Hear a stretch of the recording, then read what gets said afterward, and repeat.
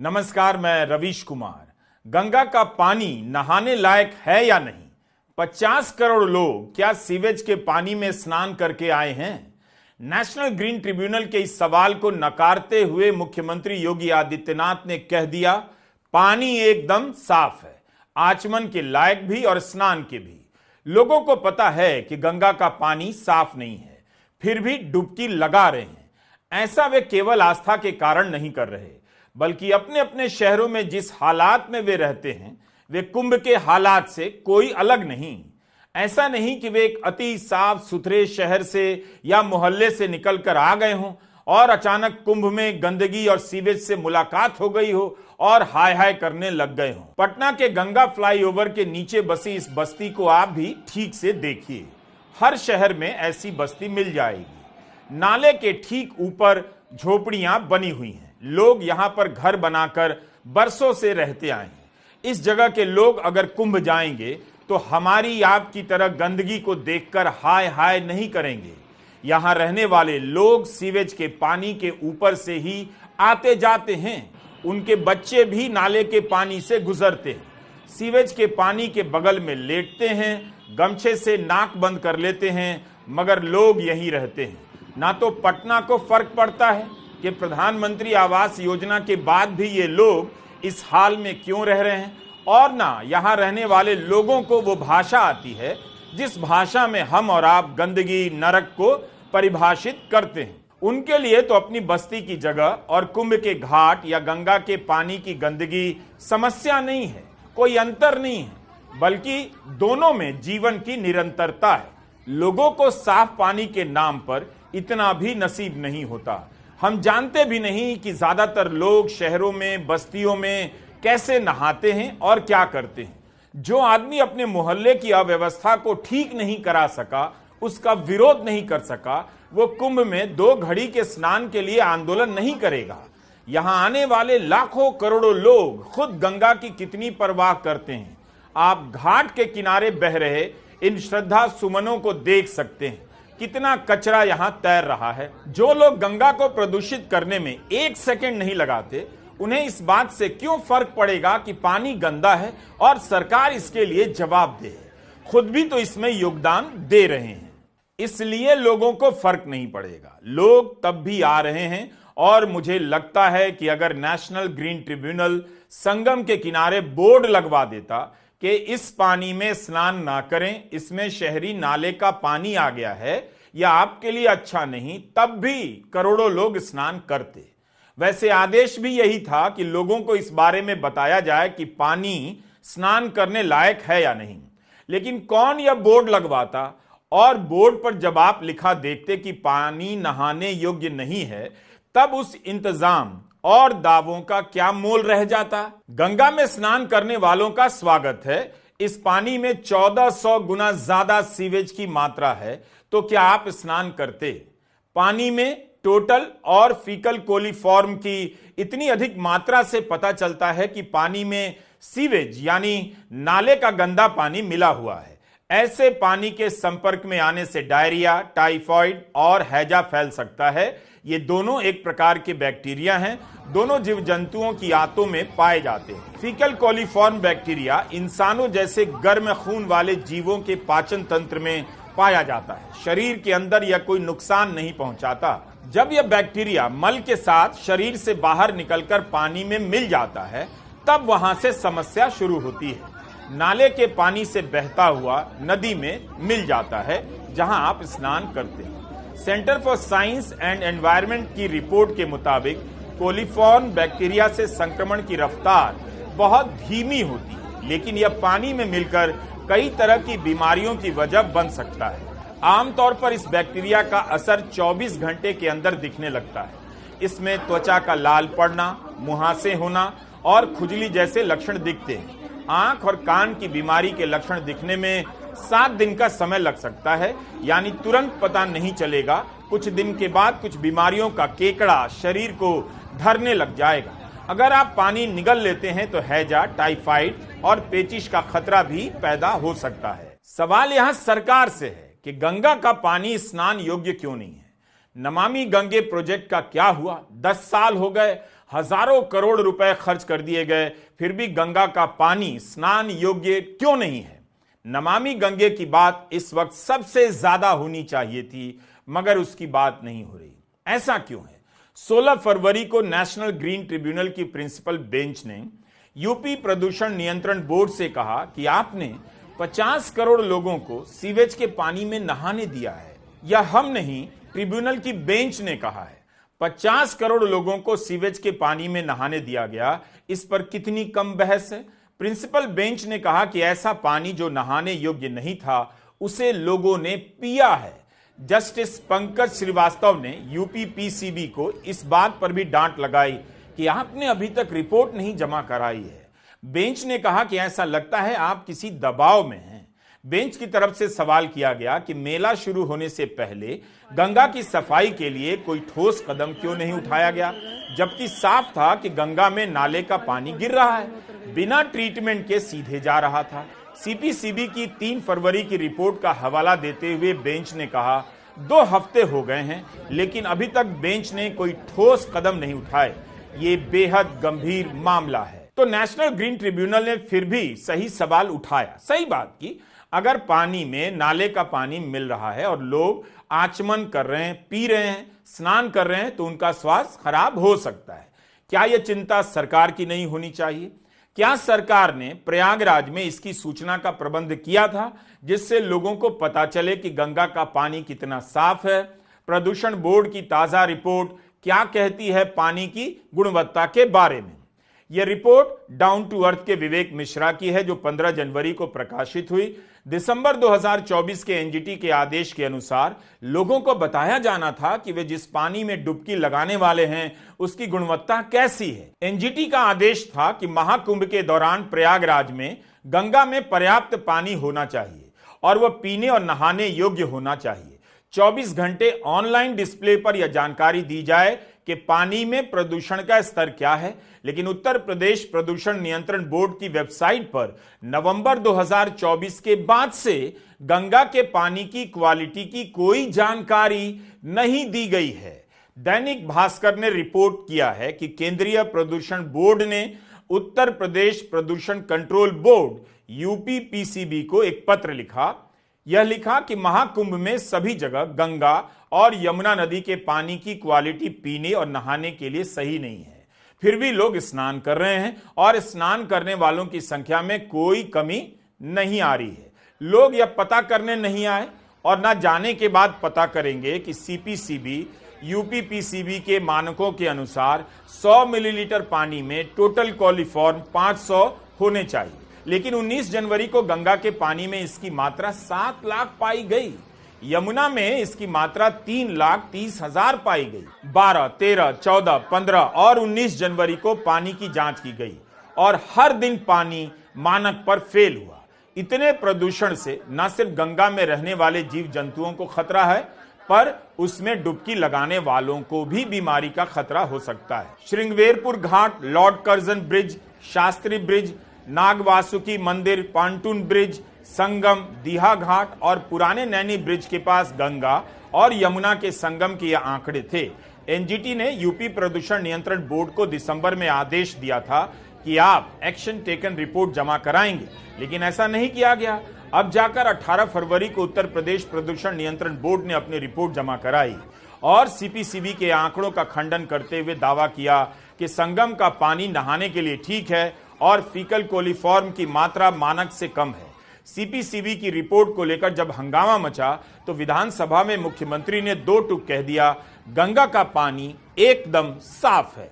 आज की जो उनकी रिपोर्ट है संगम की, कि संगम और उसके आगे पीछे जो बीओडी है वो 3 या उससे कम है और डिजॉल्व ऑक्सीजन की मात्रा ये 8 और 9 से अधिक पाई जा रही, यानी संगम का जल स्नान करने लायक भी है और आचमन करने लायक भी है। जो लोग इसका दुष्प्रचार कर रहे हैं वे उन सबको इस बात को देखना चाहिए। तो फिर केंद्रीय प्रदूषण नियंत्रण बोर्ड को भंग कर देना चाहिए।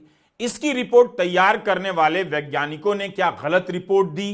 क्या उन्हें गंगा के पानी में मल और नाले की गंदगी की मात्रा की जांच करने का तरीका नहीं मालूम? उन्हें नापने नहीं आता? फिर किस बात के वे वैज्ञानिक हैं और सरकार की संस्थान में तनख्वाह ले रहे हैं? मुख्यमंत्री को बताना चाहिए था और मीडिया को पूछना चाहिए था कि वे सीपीसीबी के वैज्ञानिक किस आधार पर कह रहे हैं कि गंगा का पानी आचमन के लायक और स्नान के भी लायक नहीं है, और मुख्यमंत्री किस आधार पर कह रहे हैं कि बिल्कुल ठीक है, जबकि यूपीपीसीबी की रिपोर्ट ने तो अलग आंकड़ा जारी किया। एनजीटी ने यूपीपीसीबी की रिपोर्ट को आधा अधूरा बताया और कहा कि कुछ तरह के आंकड़े फिर से जमा कीजिए। इस बीच एक और खबर चल रही है। पद्मश्री सम्मान प्राप्त डॉक्टर अजय कुमार सोनकर सीन में प्रवेश कर गए हैं और दावा करने लग गए हैं। इनके दावे को लेकर कई जगह खबरें छपी हैं कि गंगा के पानी की जांच की गई है और साफ पाया गया है। 21 फरवरी को उत्तर प्रदेश सरकार ने सीपीसीबी के आंकड़ों के जवाब में डॉक्टर सोनकर की जांच के नतीजों पर एक प्रेस रिलीज जारी की। इसमें लिखा कि डॉक्टर सोनकर ने 5 स्नान घाटों से नमूने लिए और इसमें संगम और अरैल शामिल है। डॉक्टर सोनकर ने अपनी जांच में पाया कि पानी में किसी प्रकार के बैक्टीरिया नहीं पनप रहे थे और पानी का पीएच लेवल भी कम नहीं हुआ था, पानी एल्कलाइन था। इस प्रेस रिलीज में लिखा है कि नदी का सेल्फ प्यूरिफाइंग मैकेनिज्म ऐसा है कि 57 करोड़ लोगों के डुबकी लगाने के बाद भी नदी का पानी खराब नहीं हुआ। सामान्य पानी से ज्यादा साफ पानी गंगा का है। डॉक्टर सोनकर क्या यूपी प्रदूषण नियंत्रण बोर्ड के सदस्य हैं? केंद्रीय प्रदूषण नियंत्रण बोर्ड के सदस्य हैं। वे किसकी तरफ से यह जांच कर रहे थे? क्या उन्हें यूपी सरकार ने अधिकृत किया? उत्तर प्रदेश का प्रदूषण नियंत्रण बोर्ड डॉक्टर सोनकर की रिपोर्ट क्यों जारी कर रहा है? उसकी अपनी रिपोर्ट कहां है? खुद की रिपोर्ट आधी अधूरी एनजीटी ने बताई और वह डॉक्टर सोनकर की रिपोर्ट जारी कर रहा है, जिस यूपीपीसीबी को नेशनल ग्रीन ट्रिब्यूनल से डांट पड़ी है कि आपकी रिपोर्ट पूरी नहीं है, वो किसी और वैज्ञानिक की रिपोर्ट जारी कर रहा है। नेशनल ग्रीन ट्रिब्यूनल में रिपोर्ट जारी करने वालों की भी हिम्मत देखिए। उन्हें पता है कि इस रिपोर्ट पर जज साहब फटकार लगा सकते हैं, तब भी रिपोर्ट लेकर एनजीटी के सामने पेश हुए। इस रिपोर्ट की हालत यह है कि एनजीटी को कहना पड़ा कि आप 1 हफ्ते के भीतर फिर से रिपोर्ट जमा कराइए, क्योंकि इसमें सारी जानकारी नहीं। सीपीसीबी का पक्ष अब नदारद है। केंद्रीय प्रदूषण नियंत्रण बोर्ड के वैज्ञानिकों को सामने आकर बताना चाहिए कि उनका काम इतना खराब क्यों है। उनकी रिपोर्ट में गंगा स्नान करने लायक नहीं और डॉक्टर सोनकर की रिपोर्ट में गंगा का पानी एकदम साफ है। इतना अंतर कैसे आ सकता है? द हिंदू की रिपोर्ट के अनुसार सरकार के प्रेस नोट में लिखा है कि गंगा में खुद ही पानी साफ करने की क्षमता है। अगर ऐसा है तो फिर एक सवाल आप सरकार से पूछिए कि सरकार ने नमामि गंगे योजना की शुरुआत क्यों की? जब गंगा खुद से अपने आप को साफ कर रही है तो आप क्यों जा रहे हैं साफ करने? 2015 से शुरू हुए इस प्रोजेक्ट का बजट करीब 39,000 करोड़ बताया जाता है। खुद मुख्यमंत्री योगी आदित्यनाथ ने नवंबर में कहा कि स्नान के लिए असुरक्षित गंगा जल प्रधानमंत्री के प्रयासों से आचमन योग्य बना है। यानी मुख्यमंत्री भी नमामि गंगे योजना को क्रेडिट दे रहे हैं। अब प्रेस रिलीज जारी हो रही है कि गंगा खुद ही साफ हो जाती है। भारत के लोग केंद्रीय प्रदूषण नियंत्रण बोर्ड की रिपोर्ट देखकर अपने जीवन का फैसला नहीं करते हैं। लेट्स बी क्लियर, नदी में प्रदूषण है, फिर भी लोग विसर्जन करते हैं, पूजा सामग्रियां डालते हैं और नदी प्रदूषित है जानने के बाद भी स्नान करते हैं। अगर ऐसा नहीं होता तो दिल्ली के लोग दिल्ली में नहीं रहते। 6-7 साल से वायु प्रदूषण यहां हेडलाइन है। लोग बीमार पड़ रहे हैं, लेकिन दिल्ली की इस हवा को स्वीकार भी कर चुके हैं। इसलिए प्रयागराज में गंगा का पानी स्नान योग्य नहीं है, यह सुनकर लोग कुंभ जाना बंद नहीं कर देंगे। इसके बाद भी जाएंगे और ज्यादा बड़ी संख्या में जाएंगे। भास्कर की यह रिपोर्ट आपको याद दिलाना चाहती है कि महाकुंभ से 6 महीना पहले एनजीटी ने गंगा यमुना में गिरने वाले सीवेज के गंदे पानी को रोकने के लिए यूपी सरकार से तुरंत एक्शन लेने के लिए कहा। ज्वाइंट कमेटी की रिपोर्ट में बताया गया कि प्रयागराज में नदी में गिरने वाले कुल 81 नालों में से 44 नालों का गंदा पानी बिना किसी ट्रीटमेंट यानी बिना सफाई के सीधे नदी में जा रहा है। हर दिन करीब 73.80 मिलियन लीटर गंदा पानी बिना ट्रीटमेंट के गंगा में मिल रहा है, जिससे नदी का पानी प्रदूषित हो रहा है और फीकल कोलीफॉर्म बैक्टीरिया बढ़ रहा है। यूपी सरकार का कहना है कि इस समय ट्रीटमेंट यानी सफाई के बाद ही गंगा यमुना में सीवेज वाला पानी गिर रहा है। मीडिया की वफादारी गंगा से कितनी है इसे नापा नहीं जा सकता। जिस मीडिया को जनता के पैसे से करोड़ों रुपए के विज्ञापन मिलते हैं, सैकड़ों करोड़ रुपए के, उसके रिपोर्टरों ने गंगा की कितनी चिंता की, इसका हिसाब आप कुंभ पर किए गए उनके तमाम कार्यक्रमों से ले सकते हैं। देख लीजिए जाकर, और देख सकते हैं कि गोदी चैनलों पर कितनी रिपोर्ट उन नालों को लेकर चली है जो सीधे, जिनका पानी सीधे गंगा में गिरता है। मीडिया को उन नालों की जांच करनी चाहिए थी, जाकर देखना चाहिए था। अगर पानी ट्रीटमेंट के बाद गिर रहा था तो लोगों में भरोसा पैदा करने के लिए दिखाना चाहिए था कि कुंभ के दौरान 44 नालों से गंदा पानी गंगा में नहीं गिर रहा है। क्या यह इतना मुश्किल काम था? यूपी प्रदूषण बोर्ड के चेयरमैन रविंद्र प्रताप सिंह ने कहा है कि इस बार 81 नालों को बंद कर दिया गया है। हर दिन 261 मिलियन लीटर पानी साफ किया जा रहा है। जनवरी और फरवरी में फीकल कॉलीफॉर्म का स्तर जितना होना चाहिए था उतना ही रहा है, लेकिन 22 फरवरी को मीडिया में कई जगह एक और खबर छपी है। नेशनल ग्रीन ट्रिब्यूनल ने प्रयागराज मेला प्रशासन और यूपी प्रदूषण नियंत्रण बोर्ड को नोटिस जारी किया है और जवाब मांगा है। इस मामले में एक याचिकाकर्ता का कहना है कि सफाई और शौच की कमी के कारण लाखों लोग खुले में शौच कर रहे हैं और नदी को प्रदूषित कर रहे हैं। ऐसा क्यों है? सरकार की तरफ से 1.5 लाख बायो टॉयलेट बनाने का दावा किया गया है, लेकिन याचिकाकर्ता का कहना है कि यह कम पड़ रहा है। 17 फरवरी को मेला प्रबंधन के अधिकारी ने बयान दिया है कि इन 1.5 लाख शौचालयों के पानी को रोजाना ट्रीट किया जाता है ताकि नदी में प्रदूषण न हो। 57 करोड़ लोगों ने अगर डुबकी लगाई है तो क्या 1.5 लाख बायो टॉयलेट पर्याप्त माना जा सकता है? यूपी सरकार ने इस कुंभ को प्लास्टिक फ्री और कचरा फ्री कुंभ घोषित किया है, लेकिन तब भी लोग जो यहां आ रहे हैं बड़े पैमाने पर प्लास्टिक लेकर आ रहे हैं। यूपी के मंत्री हैं स्वतंत्र देव सिंह, उन्होंने बयान दे दिया कि बिसलरी के पानी के जैसा स्वच्छ है। अभी तक पानी की स्वच्छता और पवित्रता का अंतिम पैमाना गंगा को माना जाता था। गंगा की कसम खाई जाती थी पानी के अमृत होने को लेकर। अब गंगा का पानी स्वच्छ है, इसकी उपमा बिसलेरी से दी जा रही है, वह भी यूपी सरकार के मंत्री दे रहे हैं। अफसोस तो होता है कि हम गंगा के पानी को साफ नहीं कर सके। उसके प्रति असीम आदर रखने के बाद भी उसकी धारा में कुछ भी प्रवाहित करने से पहले सोचते तक नहीं कि गंगा का नुकसान हो जाएगा। भाषण जरूर देंगे कि हमारी संस्कृति प्रकृति और उसकी दी हुई चीजों को अपना मानती है, उसके साथ संघर्ष करने की नहीं बल्कि उसके प्रति उपकार जताने की रही है, मां मानने की रही है। लेकिन क्या यही उपकार है, आभार है कि हम गंगा को प्रदूषित भी करते हैं, प्रदूषण दूर करने के नाम पर हजारों करोड़ रुपए का बजट भी बनाते हैं और पूछते तक नहीं कि उस पैसे का हिसाब तो दीजिए, भले गंगा का पानी साफ ना हुआ हो। भारत की आबादी 140 करोड़ से अधिक है।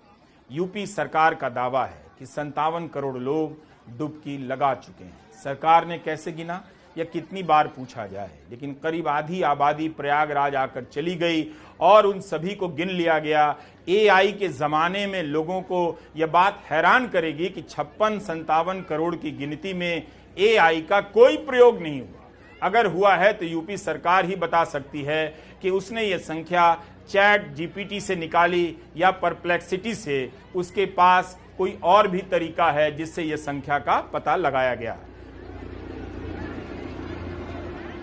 कुंभ का आयोजन आसान तो नहीं रहा होगा, लेकिन जो दावे किए गए वो खरे नहीं उतरे। मुख्यमंत्री योगी आदित्यनाथ इसे अनर्गल प्रलाप कहते हैं। मीडिया की हेडलाइन में कितनी बार गर्जना होती रहेगी कि ट्रैफिक जाम है, लेकिन उस जाम को देखकर कुंभ जाने वालों का काफिला रुक नहीं गया। अब यही समझने की बात है कि लोगों ने इसकी परवाह क्यों नहीं की।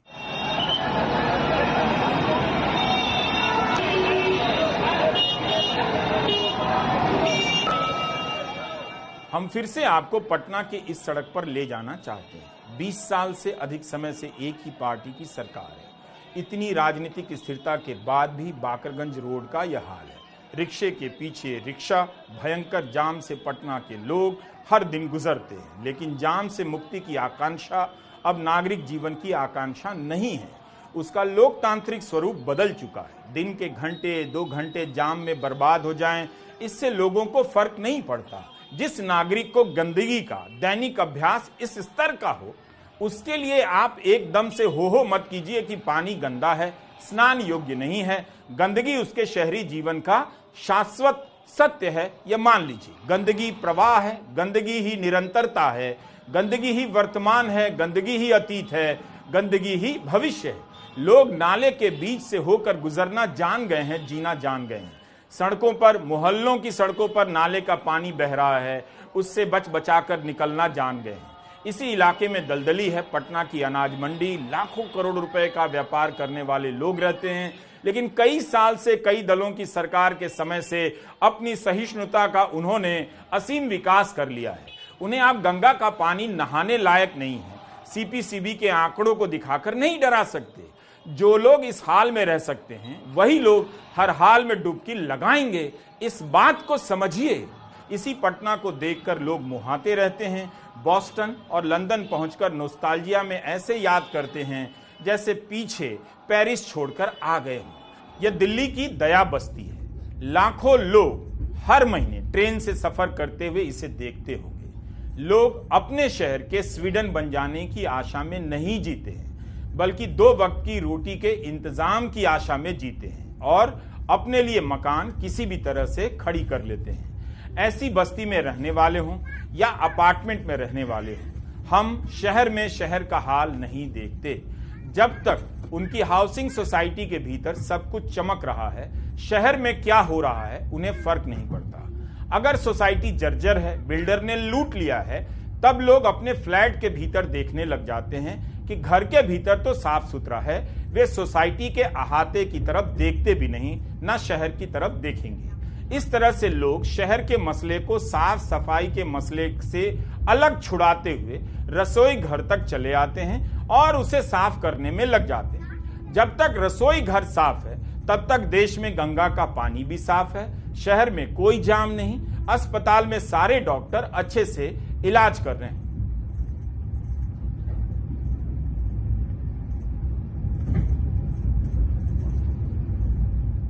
इसलिए मैंने कहा कि गंगा का पानी स्नान और आचमन के योग्य नहीं है। इससे लोगों को फर्क नहीं पड़ता। आस्था के कारण तब भी जाएंगे, लेकिन पानी खतरनाक हो सकता है यह जानते हुए भी लोग केवल आस्था के कारण नहीं जाते हैं। सवाल पूछने की उनकी लोकतांत्रिकता ट्रैफिक जाम को लेकर कब की खत्म हो चुकी है, मोहल्ले की सड़क पर बहते नाले के पानी को लेकर समाप्त हो चुकी है। जिसके भीतर सवालों की गुंजाइश जीने के हर स्तर पर खत्म हो चुकी है, उसके भीतर यह सवाल कैसे बचा रह सकता है कि गंगा का पानी साफ क्यों नहीं है। Do you get my point? नमस्कार, मैं रवीश कुमार।